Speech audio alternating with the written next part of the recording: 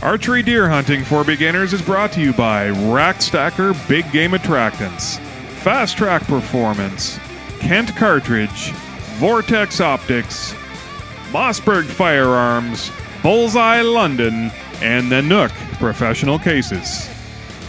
Hi everybody, it's Carl and Ian from the Real Outdoor Experience. Today we're talking about a topic that sometimes can be a little bit contentious. We're also going to go over why we should feed deer, what's the best feed to do that, and give you some pointers as to what not to do as well with feeding deer. So stay tuned, we'll get right to it, right after this message from Rack Stacker.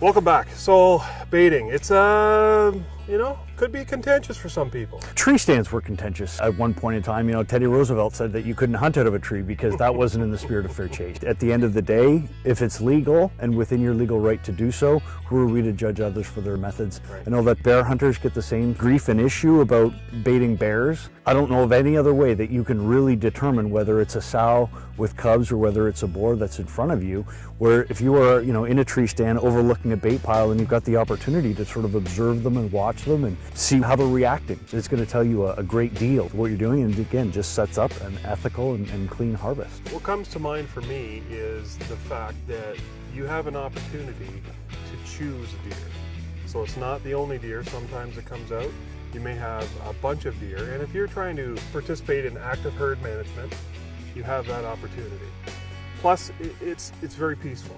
To your point, it does give you the opportunity to actually identify the deer on a property, right, and you can wait for the one that you particularly want to shoot. If you've got a trail camera that's set up and you know that, over the course of a week, you've got a couple of different bucks and a couple of different does, which does have fawns, you really do get to know the deer that are coming to your feeder site. And without feeding, I don't believe that you really have that opportunity to the same extent.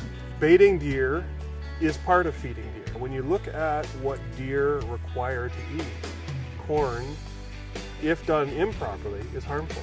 It can be, yeah. Corn is a pretty heavy grain, yes, and if that's not sort of native to where the deer are, like if you go up into northern Ontario and feed with corn, their digestive systems aren't used to it, and deer will actually starve to death with stomachs full of corn. In southern Ontario, down here, where we've got cornfields and deer eating like that anyways, being able to use corn and apples is a great way to also get them through tougher months. Steve Elmy, friend of ours, he is the Rack Stacker guy. There is a video out there of Steve explaining why we use the Rack Stacker product. It's corn, yes, but it has been split down.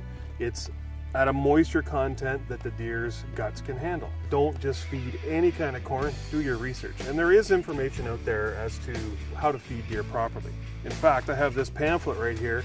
It's a combination of the Ontario government and the Ontario Federation of Anglers and Hunters, guidelines for winter feeding deer in Ontario. So there are lots of reference materials out there. Take a look, because you may be harming deer and you don't want to do that. One of the things that I like about Steve's products is that they do actually offer the mineral supplements that deer can lack at certain times of the year. And right, in the winter time and heading into the spring, before sort of nature is really producing vitamins and minerals naturally, it's a great way to get the vitamins and minerals that the deer need. Steve has done a lot of research in finding out what are the best mix of vitamins, minerals, and attractants. Right. And ultimately, it is growing bigger deer. So folks, make sure that you look into feeding regulations in your territory, in your districts, because it is different all over North America. If you have a problem with the ethical piece, that's something that you're going to have to solve.